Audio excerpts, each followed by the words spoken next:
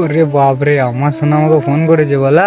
হ্যাঁ গো, এতদিন থেকে ভালোবাসি, এবারে বিয়েটা করে নিতে হবে বুঝলে। তবে আমি তো রাজি আছি, তোমারই তো ঘরে মানছে না বলা। তাহলে চলো পালিয়ে বিয়ে করে নিই। তো পালিয়ে বিয়ে তো করতে পারবো না কেন, পারবো, কিন্তু আসল কথা হচ্ছে দেখো টাকার প্রয়োজন অনেক পরে পালিয়ে বিয়ে করলে। আর আমি তোমাকে যদি পালিয়ে বিয়ে করবো, তাহলে আমার তো এতটা অকাত হতে চাই কি তোমাকে দুটো রুটি খাওয়াইতে পারি বলো। আমি মারানি বা চুদার টাইম সকালে চুদবো, দুপুরে চুদবো, রাত্রে চুদবো, আর খাবার টাইম দুটো রুটি খাওয়াবে গুড় মারানি। মাঙ্গানি কথা মানে বলছি, তুমি গাল দিচ্ছ কেন গো?